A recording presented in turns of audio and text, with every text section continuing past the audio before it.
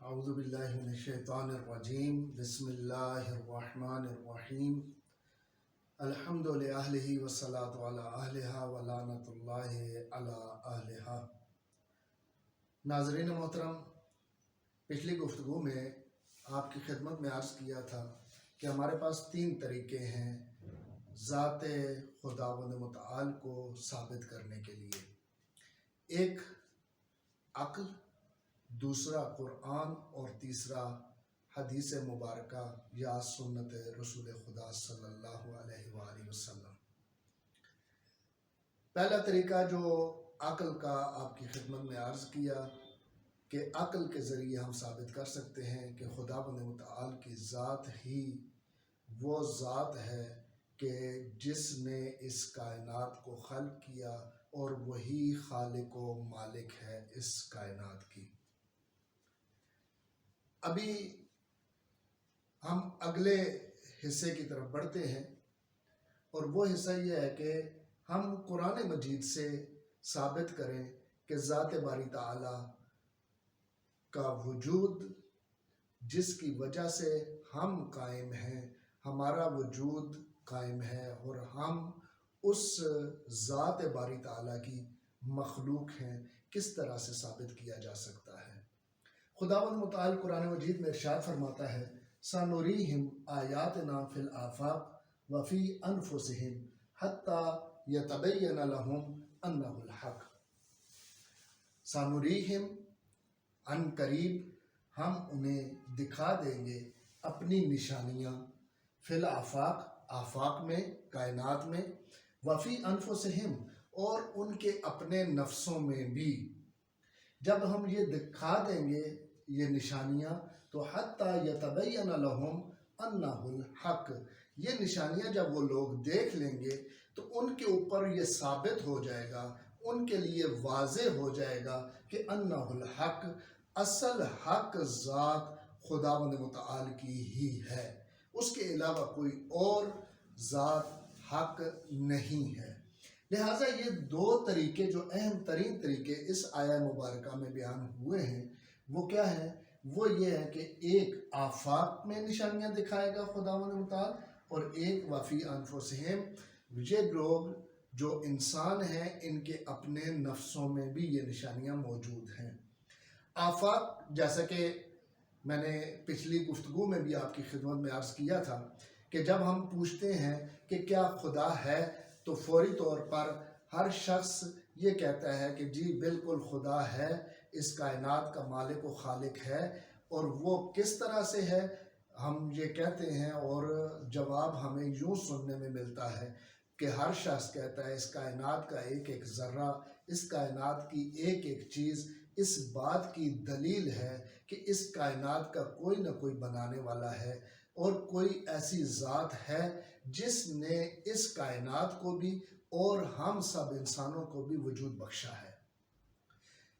لہٰذا دیکھنا یہ ہے کہ یہ جو آفاق ہے، یہ جو کائنات ہے، اس کے ذریعے ہم جو سمجھتے ہیں کہ اس کائنات کا خالق اور مالک ہے، وہ کیسے ہے۔ ابھی ہم پہلے نقطے کی طرف آتے ہیں، فی الآفاق، آفاق میں نشانیاں خداوند متعال دکھا دے گا۔ پہلی نشانی کیا ہے؟ وہ فطرت کے نام سے ہم جانتے ہیں۔ فطرت کیا ہے؟ انسان میں بھی فطرت موجود ہے، چرند پرند ان میں بھی فطرت موجود ہے، چوپائے یا جانور ان کے اندر بھی یہ فطرت موجود ہے، لیکن ہم اس فطرت کے ذریعے کیسے خداوند متعال کے وجود تک پہنچ سکتے ہیں کہ خداوند متعال کا وجود ہی حق وجود ہے، خداوند متعال کی ذات ہی حق ذات ہے۔ کس طرح سے ہم اس ذات تک پہنچ سکتے ہیں؟ اگر ہم فطرت کی بات کریں تو ہمیں اس کائنات میں بہت ساری ایسی چیزیں ملتی ہیں جن کے ذریعے ہم اس فطرت کے ذریعے خداوند متعال کے وجود تک پہنچ سکتے ہیں۔ میں آپ کی خدمت میں ایک مثال دینا چاہوں گا۔ ایک جانور ہے جسے فارسی میں مارخور یا ہمارے اردو میں نیولا کہا جاتا ہے، کہ فارسی میں مارخور کہا جاتا ہے، اور یہ مارخور اردو میں کسی اور جانور کو کہا جاتا ہے۔ اس وجہ سے مارخور فارسی کا لفظ ہے، اردو میں اسے نیولا کہیں گے۔ یہ نیولا ایک ایسا جانور ہے کہ جس کے بارے میں کہا جاتا ہے کہ یہ سانپ کا شکار کرتا ہے اور سانپ کا شکار کرتے ہوئے سانپ کو کھا جاتا ہے۔ جیسے ہی یہ سانپ کو کھاتا ہے، چونکہ سانپ زہر والا جانور ہے، اس وجہ سے وہ زہر اس نیولے کے اندر پورے جسم میں پھیلنا شروع ہو جاتا ہے۔ اس زہر کی وجہ سے اسے بہت زیادہ پیاس لگتی ہے، اور پیاس لگنے کی وجہ سے پورے جنگل میں ادھر ادھر وہ یہ بھاگتا ہے، دوڑتا ہے تاکہ پانی کو تلاش کرے۔ لیکن جیسے ہی نہر کے کنارے، ندی کے کنارے یا کسی جھیل کے کنارے پہنچتا ہے، پانی اسے مل جاتا ہے تو پانی پیتا نہیں ہے، بلکہ پانی کے پاس بیٹھ کر اس وقت تک تڑپتا رہتا ہے جب تک کہ اس کے بدن سے وہ زہر ختم نہیں ہو جاتی۔ جیسے ہی زہر ختم ہوتی ہے تو یہ اٹھتا ہے اور پانی پیتا ہے۔ اب مجھے یہ بتائیے کہ یہ سارا سلسلہ، یہ سارا طریقہ کار جو اس کو فطرت کی صورت میں عطا ہوا ہے، کس ذات نے عطا کیا ہے؟ ہم یہاں پر یہ کہیں گے کہ یہ جو فطرت اسے عطا ہوئی ہے، یہ صرف اور صرف ذات باری تعالیٰ نے اس کے اندر رکھی ہے، اور یہ پورا سلسلہ جو اس نے انجام دیا ہے، اس کو سکھانے والی ذات ایک ہی ذات ہے، اور وہ ذات کون سی ہے؟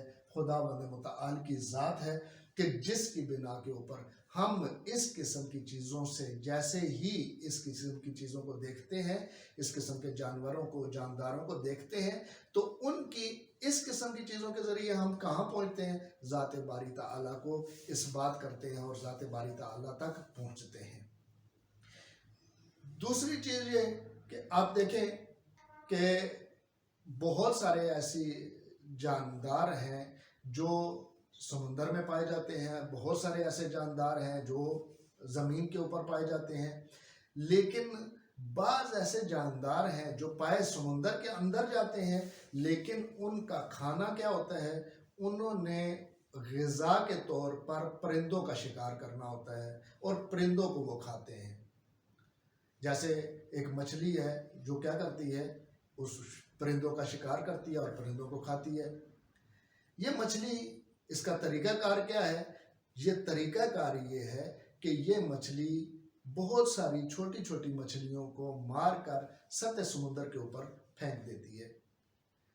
وہ پرندے جو مچھلیاں کھاتے ہیں، وہ پرندے دیکھتے ہیں کہ مچھلیاں جو ہے وہ سطح سمندر کے اوپر ہیں، لہٰذا وہ لپکتے ہیں کہ کسی طرح یہ جو مچھلیاں ان کا شکار کریں اور انہیں کھا جائیں۔ یہ جو بڑی مچھلی ہے جس نے چھوٹی مچھلیوں کو مار کر سطح سمندر پر چھوڑ دیا تھا، یہ نیچے پانی کے اندر بالکل نیچے جا کر اپنی دم سے پانی کو ہلاتی رہتی ہے تاکہ اوپر جو آنے والا پرندہ ہے وہ اس کو نہ دیکھ سکے اور چھوٹی مچھلیوں کا شکار کرے۔ جیسے ہی وہ پرندہ آتا ہے وہ چھوٹی مچھلیوں کا شکار کرنے کے لیے، تو اس وقت فوری طور پر یہ بڑی مچھلی لپک کر اس پرندے کا شکار کر لیتی ہے۔ دیکھیے یہ طریقہ کار آخر کس نے سکھایا اسے؟ یہ طریقہ کار کس چیز کی بنا کے اوپر ہے؟ اسی فطرت کی بنا کے اوپر ہے، اور یہ فطرت کس نے عطا کی ہے؟ خداوند متعال نے اسے عطا کی ہے۔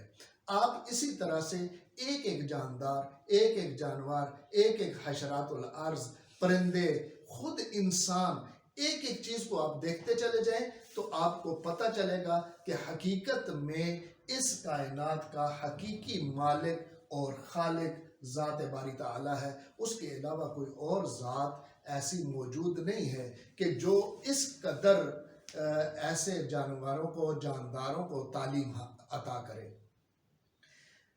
اس کے بعد ہم آ جاتے ہیں دوسری چیز کیا ہے؟ وفی انفسہم، ایک آفاق میں اور ایک وفی انفسہم، ان کے اپنے نفسوں میں۔ یعنی ہمارے اندر بہت ساری ایسی چیزیں پائی جاتی ہیں جن کی بنا کے اوپر ہم ذات باری تعالیٰ تک پہنچ سکتے ہیں۔ ان میں سے ایک اہم ترین چیز جسے ہم خوف کہتے ہیں، یہ خوف ہے کہ جو انسان کے اندر پایا جاتا ہے۔ یہ انسان کے اندر پایا جانا خوف اس بات کی دلیل ہے کہ جو بھی انسان اس دنیا میں پایا جاتا ہے وہ اپنے سے بڑے سے ڈرتا ہے، خوف کھاتا ہے۔ جب اپنے بڑے سے ڈرتا ہے، اپنے والد سے ڈرتا ہے، اپنے بڑے بھائی سے ڈرتا ہے، اس سے بڑھ کر اپنے گاؤں کے چودھری سے ڈرتا ہے، یا دیگر جن لوگوں سے بھی آپ کہیں کہ جن کو وہ بڑا سمجھتا ہے، ان سے خوف کھاتا ہے، ان سے ڈرتا ہے۔ لیکن اگر یہی خوف ہمارا ذات باری تعالیٰ کی طرف چلا جائے کہ انسان صرف اور صرف اس ذات سے ڈرے جو ذات اعلیٰ و عرفہ ہے، جو ذات اکبر ہے، کائنات میں سب سے بڑی ذات ہے، صرف خوف اس سے کھائے، اس کی طرف خوف کی نسبت دے، تو اس صورت میں اس خوف کے ذریعے ہم پہنچیں گے کس کی طرف؟ اس ذات کی طرف جو انہ الحق ہے، اور وہ ذات ہی خداوند متعال کی ذات ہے۔